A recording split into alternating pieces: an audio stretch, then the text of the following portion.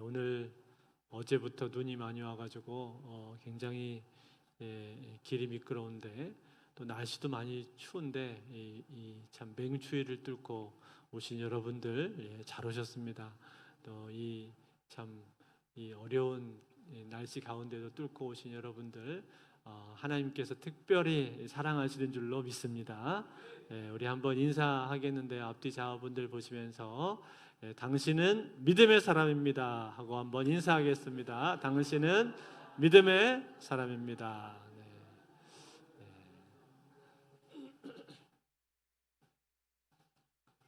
오늘도 귀한 자리에 오신 여러분들 환영하고 또 하나님께서 귀한 은혜로 이 밤에도 우리와 함께 해주시고 또 은혜를 주실 줄로 믿습니다. 하나님 말씀 우리 같이 보겠는데 열왕기 하 21장 1절로 18절 말씀.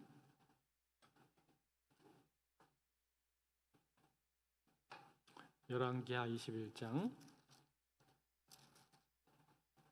1절부터 18절까지 한 절씩 교독해서 읽겠습니다. 599쪽에 있습니다. 열왕기하 21장 1절부터 18절까지. 므낫세가 왕이 될 때 나이가 12세라. 예루살렘에서 55년간 다스리니라. 그의 어머니의 이름은 헵시바더라.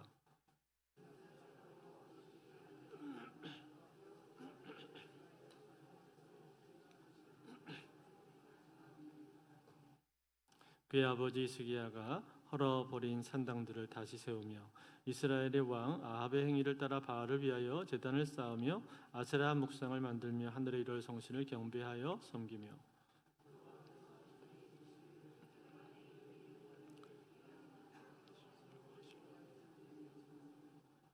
또 여호와의 성전 두 마당에 하늘의 일월 성신을 위하여 제단들을 쌓고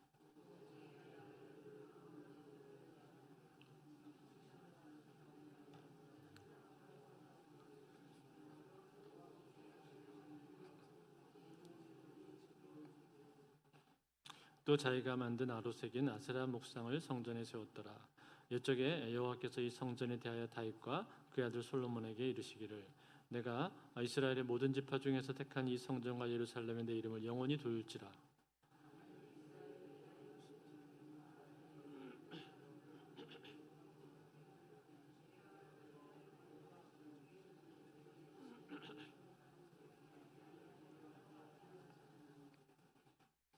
이 백성이 듣지 아니하였고 므낫세의 꾀를 받고 악을 행한 것이 여호와께서 이스라엘 자손 앞에서 멸하신 여러 민족보다 더 심하였더라.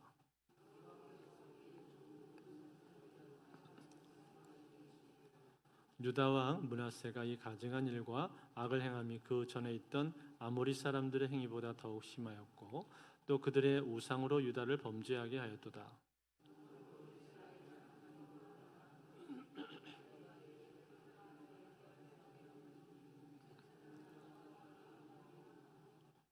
내가 사마리아를 잰 줄과 아합의 집을 다림 보던 추를 예루살렘에 베풀고 또 사람이 그릇을 씻어 엎음같이 예루살렘을 씻어 버릴지라.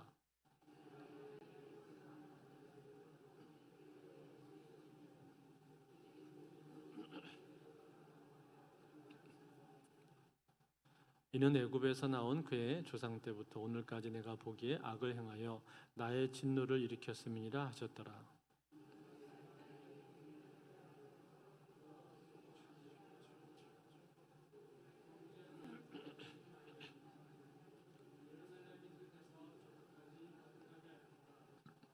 므낫세의 남은 사적과 그가 행한 모든 일과 범한 죄는 유다 왕 역대지략에 기록되지 아니하였느냐. 므낫세가 그의 조상들과 함께 잠에 그의 궁궐 동산 곧 우사의 동산에 장사되고 그의 아들 아몬이 대신하여 왕이 되니라. 아멘.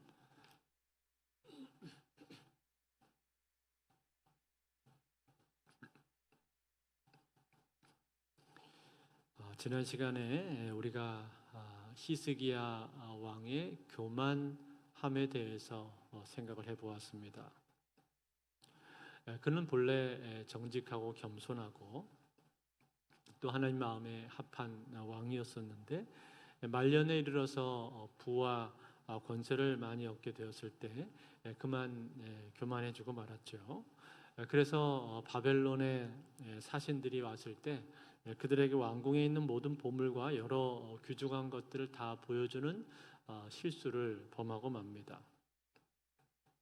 그래서 이로 인해서 왕궁에 있는 모든 보물들이 다 바벨론으로 옮겨지게 될 거다라는 그러한 선언을 듣게 되었고, 그때 그가 뉘우치고 회개함으로 말미암아 하나님께서 이 일을 너의 시대에는 행하지 않겠다라는 말씀을 듣게 되었습니다. 자, 이렇게 해서 히스기야는 결국 죽게 되었는데, 이 히스기야 왕에 대한 평가는 어떻게 되었었습니까? 역대하 32장 32절과 33절에 보면은 이 왕에 대한 평가가 나오는데 이렇게 나옵니다. 히스기야의 남은 행적과 그의 모든 선한 일은 아모스의 아들 선지자 이사야의 묵시책과 유다와 이스라엘 열왕기에 기록되니라. 히스기야가 그의 조상들과 함께 누움에 온 유다와 예루살렘 주민이 그를 다윗 자손의 묘실 중 높은 곳에 장사하여 그의 죽음에 대하여 그의 죽음에 그에게 경의를 표하였더라. 그의 아들 므낫세가 대신하여 왕이 되니라. 자, 뭐라고 했습니까? 그가 죽었을 때 백성들이 그에게 경의를 표했다. 그렇게 얘기를 했고, 또 다윗 자손의 묘실 중에서 높은 곳에다가 장사되었다. 그렇게 기록을 했죠. 그만큼 이 히스기야는 선한 왕으로 그렇게 기록이 되었다라는 거예요. 비록 그의 인생 가운데 실책이 있었긴 했지만, 그러나 그의 중심이 하나님을 떠난 것은 아니었었고, 또 전반적으로 그의 인생을 볼 때 하나님을 위해서 그가 선한 일들을 많이 했고, 무엇보다 하나님을 경외하는 왕이었기 때문에 다윗과 같이 하나님의 마음에 합한 왕이다라는 이러한 평가를 그가 받게 되었던 것이죠. 자, 그리고 나서 이제 오늘 본문에 나오는 이 왕은 누굽니까? 므낫세입니다. 므낫세에 대해서 오늘 성경은 이렇게 소개를 해주고 있어요. 1절에 보니까 므낫세가 왕이 될 때 나이가 12세라 예루살렘에서 55년간 다스리니라. 그의 어머니 이름은 헵시바더라. 12살 때 왕이 되어서 55년 동안 다스렸는데 그의 어머니가 헵시바였다. 그렇게 말했죠. 그의 아버지는 누구였겠습니까? 히스기야였었죠. 히스기야. 그런데 여러분, 이 므낫세는 히스기야의 아들이었지만 히스기야하고는 전혀 달랐습니다. 그래서 이 므낫세에 대해서 성경은 어떻게 평가를 해주는가 하니, 오늘 2절에 평가가 나오는데 평가를 먼저 한번 볼까요? 같이 한번 읽어보겠습니다. 시작. 므낫세가 여호와 보시기에 악을 행하여 여호와께서 이스라엘 자손 앞에서 쫓아내신 이방 사람의 가증한 일을 따라서. 자, 뭐라고 해서 여호와 보시기에 악을 행했다. 그렇게 말했죠. 뿐만 아니라 이방 사람들이 행하는 가증한 일을 따라갔다. 그렇게 기록을 해줍니다. 그렇다면 여러분, 이 므낫세는 왜 악한 왕이 된 것입니까? 므낫세가 행했던 악한 일들이 무엇일까요? 오늘 성경에 우리가 읽은 성경의 3절부터 7절까지가 다 므낫세가 행한 악한 일들을 다 기록을 해주고 있는데, 요약하면 그렇습니다. 제일 먼저 그는 자기 아버지 히스기야가 헐었었던 산당들을 다시 세웠습니다. 힘들게 애를 써서 우상 숭배의 온상지였던 산당들을 다 제거를 하고 헐었는데 그것을 또다시 이 사람이 세웠단 말이에요. 또 바알을 위해서 제단을 쌓고 아세라 목상을 만들었다. 그렇게 얘기했고, 또 하늘의 1월 성신을 경배했다. 그렇게 말하죠. 즉 그는 바알과 아세라 숭배에 빠졌을 뿐만 아니라 그것도 모자라서 아수르나 바벨론에서 주로 행하는 1월 성신의 숭배까지도 행하는 그러한 일을 했다라는 거예요. 또 성전 안에다가 제단을 쌓고 아세라 목상을 성전에 세우기도 했고, 그것도 부족해서 자기의 아들을 불 가운데로 지나가게 했다라는 내용도 나옵니다. 6절에 보시면은 또 자기의 아들을 불 가운데로 지나게 하며 점치며 사수를 행하며 신접한 자와 박수를 신임하여 여호와께서 보시기에 악을 많이 행하여 그 진노를 일으켰으며. 자식을 불 가운데 지나가게 했다, 이 말은 이 몰렉신을 섬겼다 이 말인데, 암몬 사람들이 섬기는 이 몰렉신 섬기는 거, 이거를 따라했다라는 거예요. 여러 우상 숭배 중에서 제일 잔인하고 잔혹한 그런 우상 숭배였는데 그런 것을 따라했다라는 거고, 뿐만 아니라 점쟁이라든지 박수 무당이라든지 마술사 같은 이런 사이비들을 궁 안으로 끌고 들어와서 그들의 악한 영향을 받게 되었다라는 겁니다.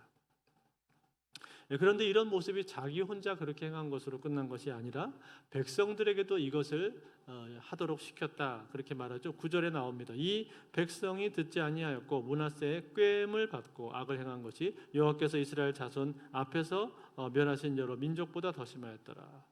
므낫세의 꾀임을 받았다, 그렇게 말을 하고 있죠. 그만큼 이 므낫세라는 사람은 우상 숭배하는 자신의 신앙을 여러 백성들에게 전파하고 강요하고 또 회유하고 유혹을 해서 이걸 자꾸만 퍼뜨렸다, 그런 말이에요. 그러니 얼마나 악한 겁니까? 그래서 이러한 악한 므낫세를 하나님이 보시면서 보다 못해서 어떻게 하십니까? 선지자를 보내서 심판을 선언을 해버리시죠. 그게 10절부터 12절인데 같이 한번 볼까요? 같이 읽겠습니다. 시작. 여호와께서 그의 종 모든 선지자들을 통하여 말씀하여 이르시되 유다 왕 므낫세가 이 가증한 일과 악을 행함이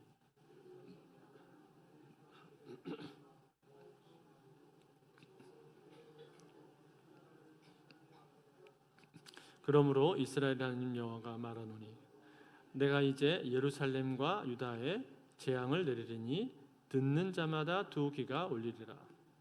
자, 이렇게 재앙을 내리겠다고 하나님께서 선언을 하셨단 말이에요. 그리고 과거에 북이스라엘을 심판을 하셨던 것처럼 남유다 역시도 심판할 거다라고 그렇게 말씀하셨습니다. 물론 여러분, 므낫세가 그 인생의 처음부터 끝까지 전부 다 악한 일들만 행했던 것은 아니었습니다. 아수르의 침략을 받게 되었을 때 그가 끌려간 적이 있었는데 그때 하나님 앞에 그가 회개하는 모습을 보이는 적이 있었습니다. 그래서 역대기에 보면은 그가 회개하는 장면이 한번 나오는데 역대기에서 그가 회개한 장면을 이렇게 기록해줘요. 역대하 32장 12절 13절에 보면은 그가 환난을 당하여 그의 하나님 여호와께 간구하고 그의 조상들의 하나님 앞에 크게 겸손하여 기도하였으므로 하나님이 그의 기도를 받으시며 그의 간구를 들으시사 그가 예루살렘에 돌아와서 다시 왕위에 앉게 하시매 므낫세가 그제서야 여호와께서 하나님이신 줄을 알았더라. 이렇게 회개하고 겸손하게 행하니까 하나님께서 그를 다시 불쌍히 여겨 주셔서 다시금 돌아와서 왕위에 앉을 수 있도록 그렇게 해주셨단 말이에요. 그렇지만 이러한 모습이 그의 인생 마지막까지 쭉 이어지지를 못합니다. 또다시 악을 행한다라는 거죠. 그가 행한 악들이 참으로 많이 있었는데 그 중에서 참으로 잔혹한 것은 무엇이냐면 선지자들을 함부로 죽인 거예요. 그래서 오늘 우리가 읽은 본문 16절에 이렇게 나오죠. 므낫세가 유다에게 범죄하게 하여 여호와께서 보시기에 악을 행한 것 외에도 또 무죄한 자의 피를 심히 많이 흘려 예루살렘 이 끝에서 저 끝까지 가득하게 하였더라. 이렇게 선지자들을 죽이는 이런 악들을 행했다라는 겁니다. 그래서 성경은 이 므낫세에 대해서 평가를 할 때 어떻게 평가를 해주는가 하니 북이스라엘에서 제일 악한 왕이 아합 왕이었던 것처럼 남유다에서 제일 악한 왕은 누구냐? 므낫세다. 그렇게 평가를 해버립니다. 그 정도로 악한 왕이었다는 거예요. 그래서 오늘 3절 중간에도 보면은 아합의 길을 따랐고라는 그 말도 여기 나오지 않습니까? 그처럼 악했습니다. 그래서 남유다가 멸망하는 데 있어서 결정적인 원인 제공을 하게 되는 왕이 바로 이 므낫세였다는 거예요. 그래서 열왕기하 뒤에 가면요, 이거를 하나님이 이렇게 말씀하세요. 열왕기하 23장 26절에 보면은 므낫세에 대해서 이렇게 말씀하십니다. 같이 읽어볼까요? 시작. 그러나 여호와께서 유다를 향하여 내리신 그 크게 타오르는 진노를 돌이키지 아니하셨으니 이는 므낫세가 여호와를 경노하게 한 그 모든 경노 때문이라.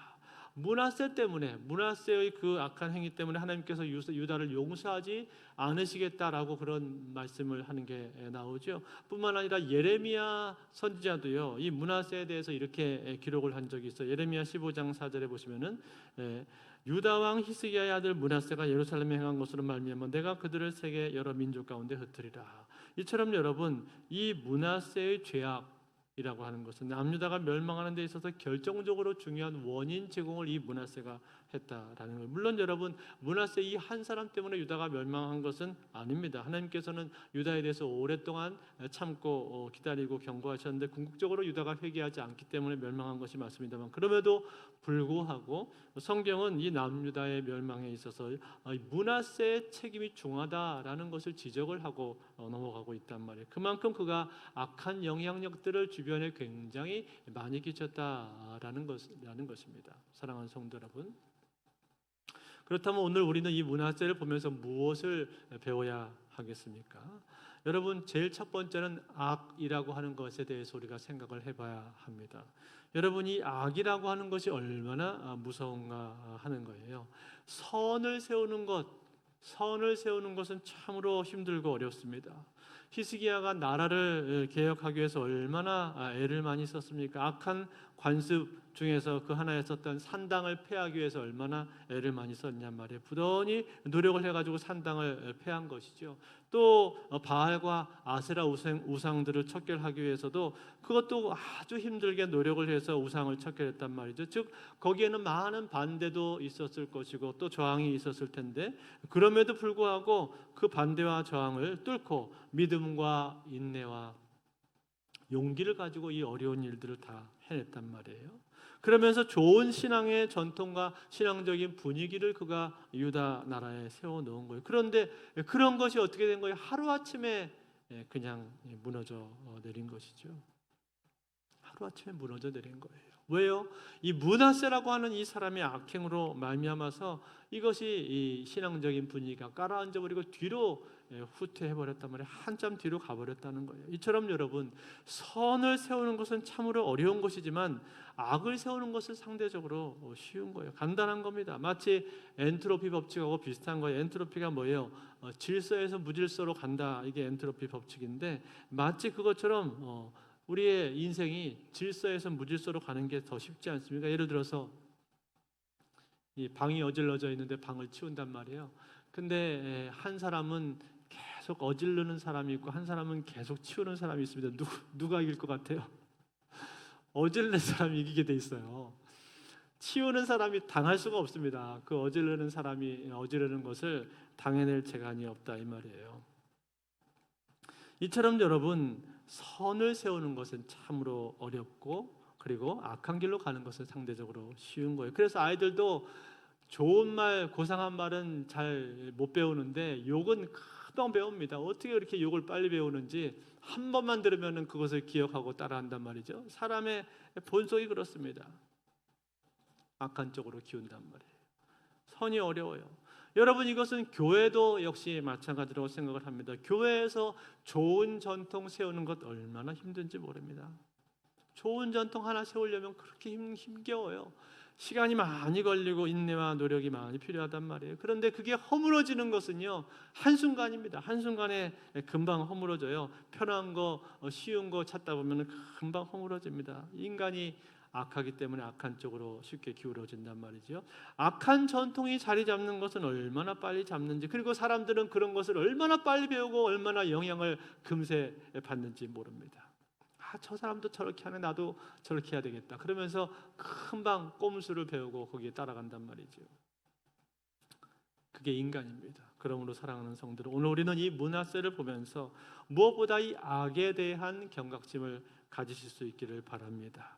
이 악이라고 하는 것, 이것이 언제든지 쉽게 침투하고 또 선을 무너뜨릴 수 있다는 사실을 알고 우리는 악에 대해서 항상 경각심을 갖고 어떻게 하면 선한 습관을 갖고 어떻게 하면 선한 전통을 만들고 선한 신앙적인 분위기를 만들 수 있을까, 이것을 생각하면서 이것을 위해서 우리는 힘을 쏟으실 수 있기를 바랍니다. 그럴 때 여러분, 선한 전통이 공동체 안에 세워지게 되는 것이고 그 선한 전통이 잘 유지되면은 공동체는 견고하게 되고 또 영적으로 성장하게 되어 있는 거예요. 그런가 하면 두 번째입니다. 두 번째로 이 므낫세를 보면서 우리가 배워야 되는 것이 무엇입니까? 그것은 바로 자녀 교육에 대한 것입니다. 자녀 교육. 이 자녀 교육에 대해서는 누구도 장담할 수가 없다라는 거. 여러분 한번 생각해 보세요. 이 므낫세의 아버지가 누굽니까? 히스기야잖아요. 히스기야가 어떤 사람이에요? 하나님 마음에 합하다고 하는 그 다윗의 길로 행했다라고 인정받는 사람이 바로 히스기야였습니다. 여호와 하나님 앞에 정직하게 행했고 하나님을 경외했던 사람이 바로 히스기야였다 그 말이에요. 그렇게 훌륭한 인물이었는데, 그런데 여러분 그 아들은 어떤 거예요? 그 아들은 전혀 그렇지가 못했다라는 거예요. 아버지를 반도 따라가지 못했습니다. 아버지를 전혀 닮지를 못했습니다. 아버지의 신앙을 전혀 이 히스기야는 물려받지를 못했다는 거. 이유가 뭡니까? 우리가 그 이유를 다 헤아릴 수 없습니다만, 그러나 분명한 것은 히스기야가 그렇게 믿음이 좋았는데도 불구하고 자녀 교육에 대해서는 제대로 시키지를 못했구나 하는 생각을 할 수밖에 없는 거죠. 즉 자녀 교육에 있어서는 실패했단 말이에요. 그런데 여러분, 이러한 경우가 히스기야에게만 해당되는 게 아닙니다. 성경을 보다 보면 이러한 경우들이 생각보다 많이 있어요. 여러분, 엘리 제사장 같은 사람 한번 생각을 해 보십시오. 엘리는 당대의 유명한 제사장이었습니다.